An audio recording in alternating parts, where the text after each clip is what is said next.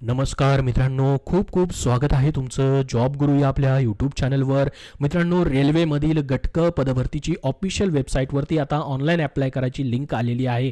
परंतु रेल्वे भरती गट ड साठी मित्रांनो परीक्षा कशी होणार आहे, याची पात्रता नेमकी कशी असणार आहे, फॉर्म भरताना तुम्हाला कशा पद्धतीने फॉर्म भरायचा आहे, परीक्षा मराठीमधून होणार आहे का, अभ्यासक्रम नेमका काय असणार आहे, सिलेक्शन प्रोसेस जी याची ठेवण्यात आलेली आहे ती कशा पद्धतीची असणार आहे, अशी संपूर्ण ए टू झेड माहिती आपल्याला पाहायला भेटणार आहे. बघू शकता तुम्हाला ऑनलाईन फॉर्म भरायसाठी लिंक या ठिकाणी उपलब्ध झालेली आहे. 32,000 जागा आहेत, परंतु महाराष्ट्रामध्ये मग नेमक्या किती जागा असणार आहेत ह्याची देखील माहिती तुम्हाला पाहायला भेटणार आहे. याच्याबद्दल काय क्वेश्चन आन्सर स्वतः रेल्वेच्या विभागाने दिलेले ते देखील आपण पाहणार आहोत. या ठिकाणी पाहू शकता ही ऑनलाईन अप्लाय करायची लिंक तुम्हाला मी आपल्या टेलिग्राम चॅनलवरती सकाळी शेअर केलेली आहे, तिथून तुम्ही पाहू शकता. ही संपूर्ण जाहिरात अशा पद्धतीची पाहू शकता आता आलेली आहे. स्टेप बाय स्टेप तुम्हाला महत्त्वपूर्ण अपडेट मी देणार आहे, ए टू झेड माहिती याच्यामधून देणार आहे. तुम्ही जर फॉर्म अजून भरलेला नसेल तर फॉर्म भरण्यासंदर्भात देखील माहिती पाहायला भेटणार आहे. खूप महत्त्वाचा व्हिडिओ तुमच्यासाठी असणार आहे. याची लास्ट डेट फॉर्म भरायची या ठिकाणी 22 फेब्रुवारी 2025 असणार आहे. परंतु लगेच फॉर्म सुरुवातीलाच भरू नका. याच्याबद्दलचे डॉक्युमेंट वगैरे सर्व अगोदर तुम्हाला रेडी करायचे आहेत. याच्याबद्दल नेमकं काय काय माहिती आहे, ए टू झेड माहिती, इम्पॉर्टंट माहिती आपण आता बघूयात.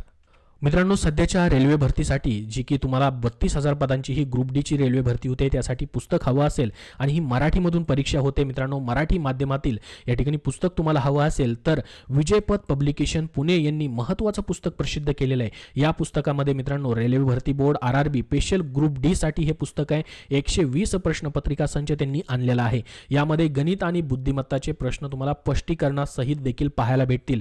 मागील झालेल्या ओरिजिनल प्रश्नपत्रिका मित्रांनो मराठी भाषेमधून असणारे एकमेव दर्जेदार हे पुस्तक त्यांनी प्रसिद्ध केलेलं आहे.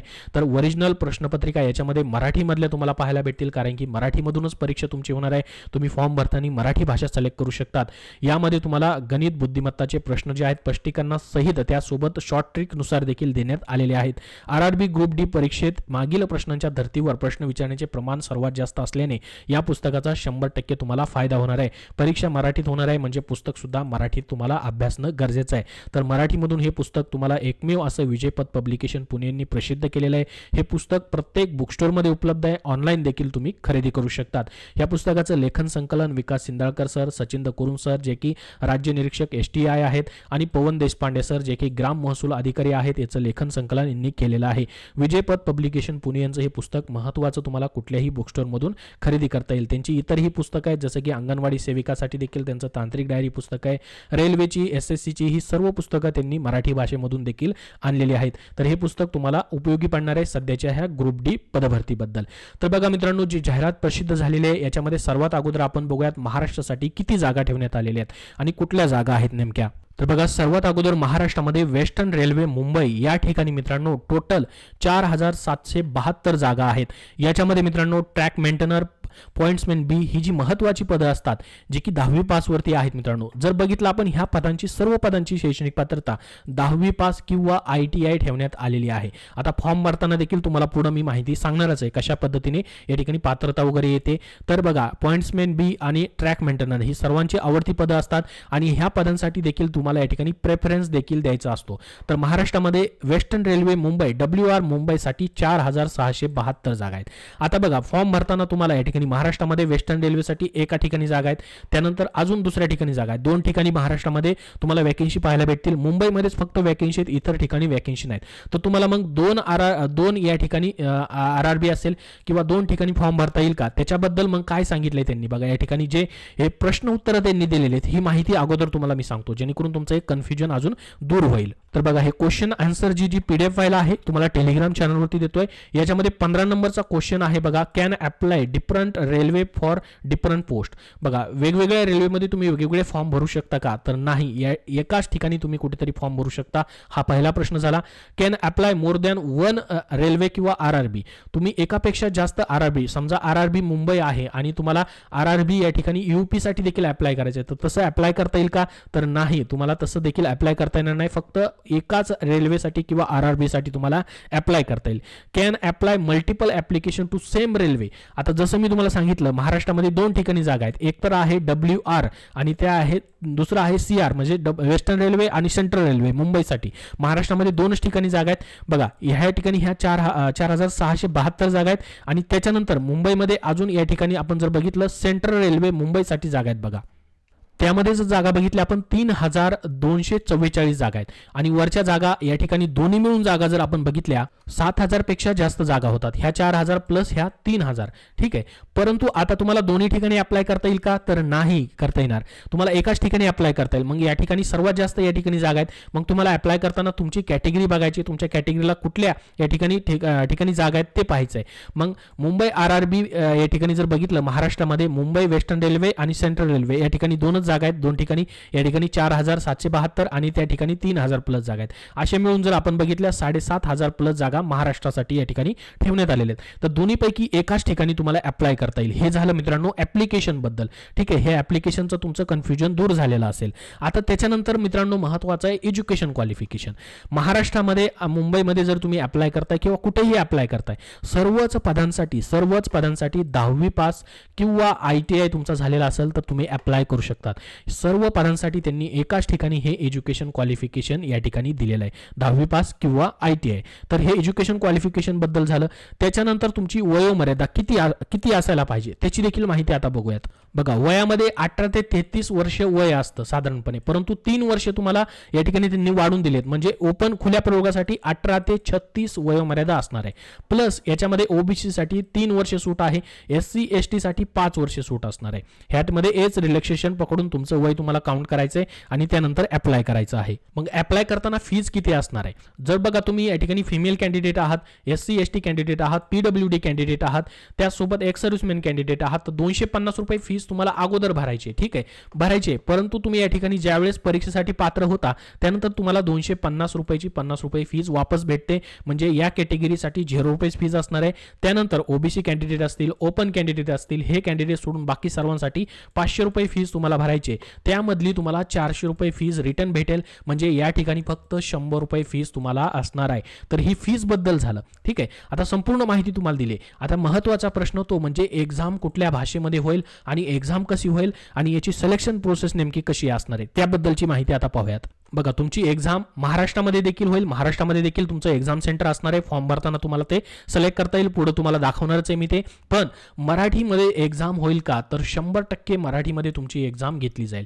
याच्यामध्ये म्हटलंय मीडियम ऑफ एक्झामिनेशन CBT म्हणजे कॉम्प्युटर बेस्ड टेस्ट तुमची होईल. इंग्लिश, हिंदी आणि 13 रिजनल लँग्वेजमध्ये परीक्षा होईल, ज्याच्यामध्ये तुम्हाला या ठिकाणी बघू शकता त्यांनी ऑप्शन दिलेलं आहे मराठीचं. या ठिकाणी पहा, मराठीमध्ये देखील परीक्षा तुमची होईल, कोकणी असेल, त्यानंतर या ठिकाणी पंजाबी असेल, अशा 13 रिजनल लँग्वेज मध्ये परीक्षा आहे. मराठीमध्ये तुम्हाला पेपर देता येईल. फक्त फॉर्म भरताना तुम्हाला परीक्षेची भाषा मराठी सिलेक्ट करायची आहे. इंग्लिश विषय सोडता बाकी सर्व विषयाचे प्रश्न तुम्हाला मराठीमधून या ठिकाणी पाहायला भेटतील. तर मग आता याचं सिलेक्शन प्रोसेस नेमकी कशी असणार आहे त्याची देखील माहिती आता आपण डिटेलमध्ये पाहूयात. कशा पद्धतीने मग तुमचं याचं फिजिकल वगैरे देखील होणार आहे का, त्याचबरोबर एक्झाम कशी असेल, त्याचं सिलेबस वगैरे नेमका कसा असेल त्याची माहिती डिटेलमध्ये तुम्हाला स्टेप बाय स्टेप सांगतो. तर बघा, याच्यामध्ये तुमची रिक्रुटमेंटमध्ये पहिल्यांदा तुमची कॉम्प्युटर बेस्ड टेस्ट होईल. त्यानंतर तुमची फिजिकल इफिशियन्सी टेस्ट देखील होईल, जी की फक्त क्वालिफाईंग नेचरची असणार आहे. काय विचारलं जाईल फिजिकलमध्ये काय असणार आहे तुमचं ते तुम्हाला पुढे पाहायला भेटणार आहे. त्यानंतर बघा, तुमचं डॉक्युमेंट व्हेरिफिकेशन होईल आणि त्यानंतर शेवटी तुमचं मेडिकल होईल, मेडिकल एक्झामिनेशन होईल. तर बघा, आता कॉम्प्युटर बेस्ड टेस्ट सर्वांसाठी महत्त्वाची असणार आहे, ज्यासाठी सर्वात जास्त ज्यांना मार्क्स असतील ते पुढे जातील. ज्याच्यामध्ये पहा, तुमचं 90 मिनिटाची परीक्षा घेतली जाणार आहे. याच्यामध्ये मराठीमधून परीक्षा होईल हे तुम्हाला सांगितलंय मी. पहा, कुठला सिलेबस असणार आहे. जनरल सायन्स असेल, मॅथमॅटिक्स असेल, जनरल इंटेलिजन्स आणि रिजनिंग असेल, जनरल अवेअरनेस आणि करंट अफेअर्स असेल.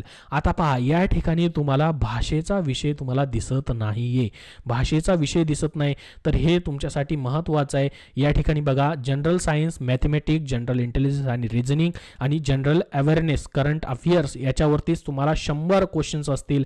बघा, हे डिवायडेशन इथं तुम्हाला पाहायला भेटेल. करंट अफेअर्सवरती 20 प्रश्न, जनरल इंटेलिजन्स आणि रिजनिंग वरती 30 प्रश्न, मॅथमॅटिक्सला 25 प्रश्न आणि जनरल सायन्सला 25 प्रश्न. अशा पद्धतीने 100 प्रश्न तुम्हाला विचारले जातील.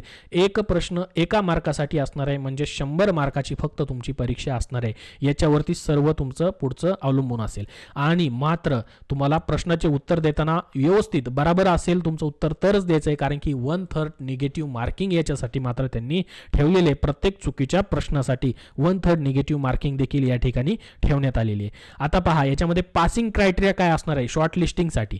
बघा UR कॅन्डिडेटसाठी 40% मार्क्स तुम्हाला 100 पैकी घ्यायचे आहेत, EWS साठी 40%, OBC नॉन क्रिमिनलसाठी 30%, SC साठी 30%, ST साठी 30%.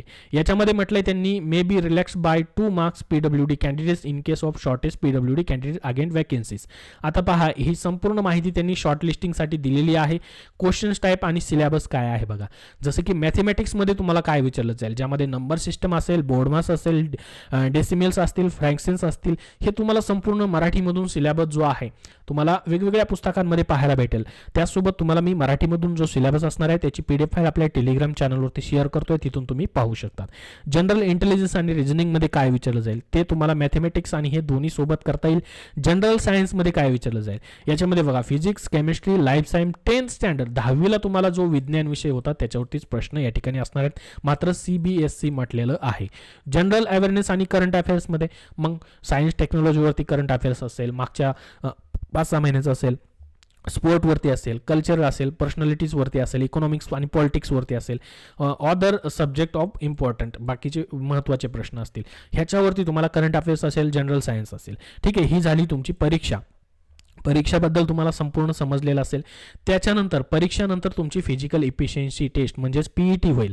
बघा based on the merit of the candidate in the CBT, तुमचा ज्यांचा स्कोअर चांगला आहे त्यांना पुढे बोलवलं जाईल. Candidate shall be call for PET 3 times. बघा 3 टाइम्स 3 गुणा कॅन्डिडेट या ठिकाणी बोलवले जातील. The community wise total vacancy, जेवढ्या वॅकेन्सी आहेत आरक्षणानुसार या ठिकाणी बोलवलं जाईल. RRB मध्ये तिथल्या कितल्या, जसं की मुंबईमध्ये फॉर्म भरताय तिथं किती वॅकेन्सी आहेत त्यानुसार बोलवलं जाईल. तर याच्यामध्ये इन्क्रीज डिक्रीज होत राहील. आणि passing physical efficiency test is mandatory and the same will be qualifying nature. फक्त क्वालिफाय करायचे तुम्हाला. ही याच्यामध्ये मार्क्स तुमचे मोजले जाणार नाहीत, क्वालिफाईंग नेचरची असेल. कशी असेल फिजिकल तुमची, मेल कॅन्डिडेटला काय असेल बघा, should be able to lift at and carry 35 kilogram of weight for a distance of 100 meters. 100 meter तुम्हाला काय करायचं, फक्त 35 किलो वजन जे आहे ते घेऊन जायचंय 2 मिनिटांमध्ये खाली न ठेवता. बघा त्यासोबत आणि should be able to run distance 1000 meters, म्हणजेच 1 किलोमीटरपर्यंत तुम्हाला 4 मिनिट 15 सेकंदामध्ये रनिंग करायची. रन म्हणजे पळायचं आहे. फिमेल कॅन्डिडेटला तेवढंच आहे तशाच पद्धतीने, परंतु याच्यामध्ये फिमेल कॅन्डिडेटला वजन 20 kg वेटेचं आहे आणि 100 मीटर्सच आहे. 2 मिनिट म्हणजे त्यांना वेळ असणार आहे, 2 मिनिट साठी वेळ असेल, वजन कमी आहे. त्यानंतर त्यांना देखील 1000 मीटरची या ठिकाणी रन आहे. 5 मिनिट 40 सेकंडसाठी त्यांना चान्स असणार आहे मिनिटाचा. तर ही क्वालिफाईंग नेचरची फिजिकल टेस्ट फक्त या ठिकाणी असणार आहे. अशा पद्धतीने तुमची ही सिलेक्शन प्रोसेस आहे. त्यानंतर मग या ठिकाणी डॉक्युमेंट व्हेरिफिकेशन होईल, तुमचं ओरिजिनल डॉक्युमेंट वगैरे चेक केले जातील. मार्क नॉर्मलायझेशन देखील या ठिकाणी असणार आहे आणि त्याच्यानंतर तुमचं मग मेडिकल एक्झामिनेशन आणि फायनल सिलेक्शन वगैरे तुमच्या लिस्ट लागत राहतील.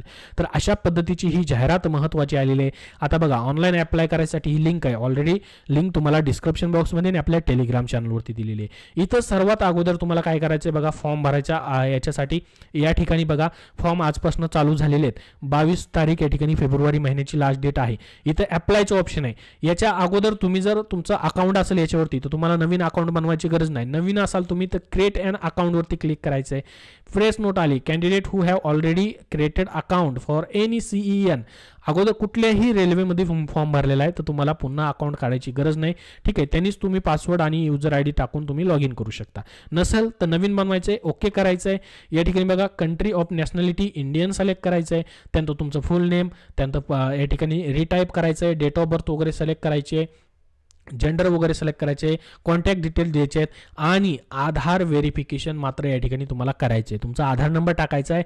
आधारवरती तुम्हाला या ठिकाणी OTP जाईल, त्यानंतर तुम्हाला तो OTP टाकायचा आहे. तुमच्याकडे आधार नाही, डोंट हॅव आधार कार्ड टाकायचं आहे. Candidate advise to Aadhaar validation for smooth entry of the examination centre. बघा ते म्हणतायत RRBs will not share your Aadhaar details. बघा आधार कार्ड असेल तर स्मूथली होईल असं सांगतायत तुमचं सेंटरची एंट्री वगैरे.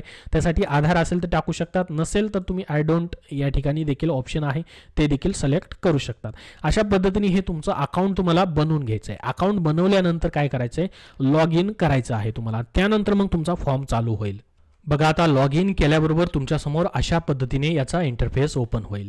या ठिकाणी बघा तुम्हाला 29 मिनिटामध्ये किंवा येत्या 30 मिनिटामध्ये हे तुम्हाला पूर्ण कंप्लीट करायचं आहे. जनरल इन्स्ट्रक्शन्स येतील तुम्हाला या ठिकाणी. ऑनलाईन ॲप्लिकेशनचं जे ऑप्शन आहे इथं तुम्ही क्लिक करू शकता. ॲप्लिकेशन हिस्ट्री तुम्हाला इथं दिसणार आहे.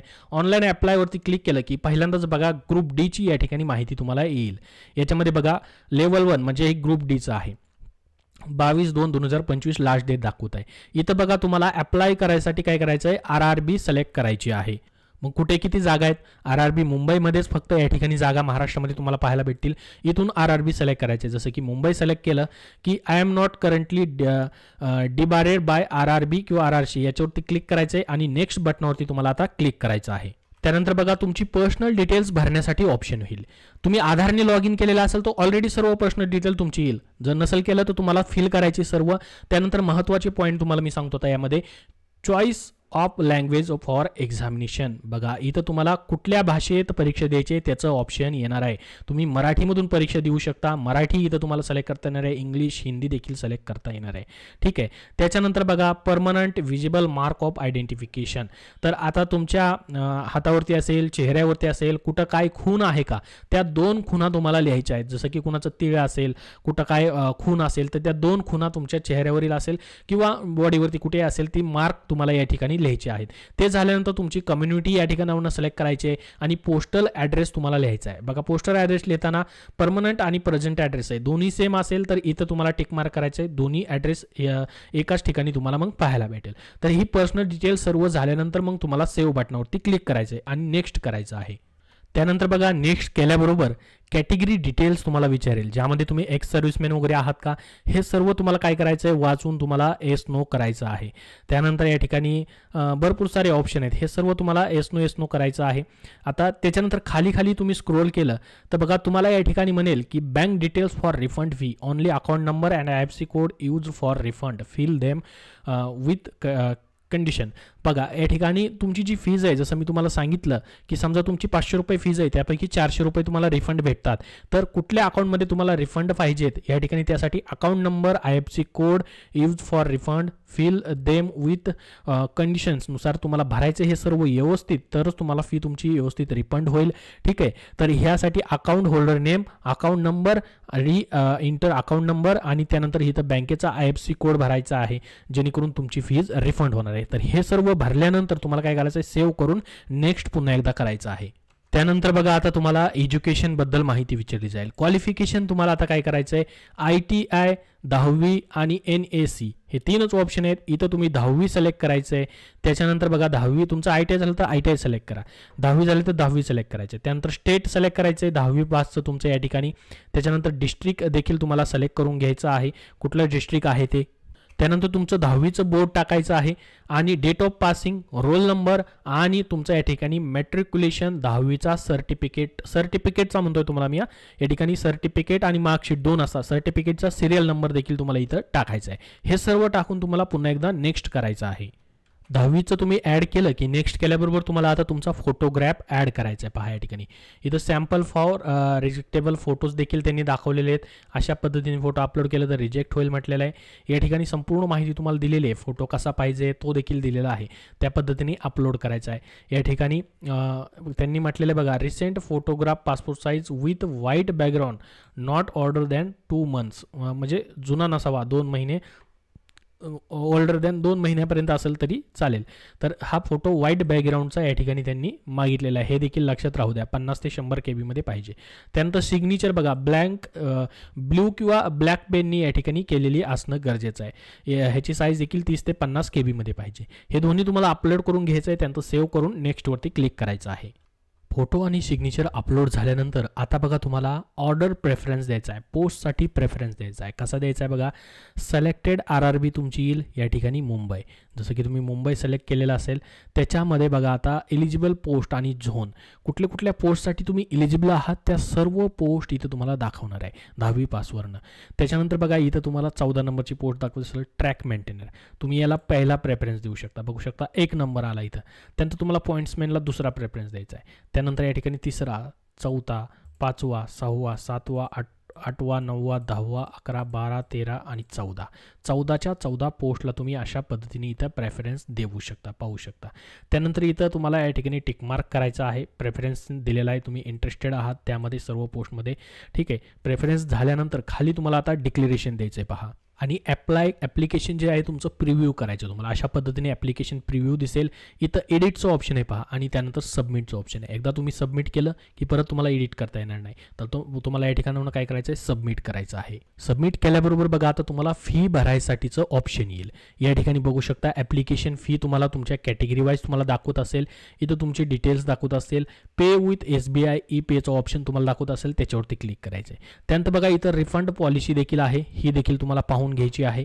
फीला तुम्ही कंटिन्यू केल्याबरोबर बघा तुम्हाला पेमेंट कशाने करता येणार आहे, डेबिट, क्रेडिट, इंटरनेट आणि UPI, फोनपे, गुगल पे, पेटीएम सर्व ठिकाणावरून तुम्ही पेमेंट करू शकता. यावरनं करायचं असेल तर इथं सिलेक्ट करायचं आहे. UPI QR कोडवरती क्लिक करून तुम्हाला QR कोड जो आहे फोनपे असेल, गुगल पे असेल, पेटीएम असेल, यांनी स्कॅन करून देखील तुम्ही इथं पेमेंट करू शकतात. पेमेंट झाल्यानंतर मग तुम्हाला तुमची प्रिंट जी आहे ॲप्लिकेशनची ती काढून ठेवायची. त्यानंतर मग पुढची तयारी तुम्हाला करायची. तर अशा पद्धतीने step by step A to Z माहिती तुम्हाला सांगितली. फॉर्म कसा भरायचा आहे याबद्दल देखील तुमचे काय प्रश्न असतील तर कमेंट बॉक्समध्ये नक्की विचारा. हा व्हिडिओ नक्की लाईक करा. धन्यवाद.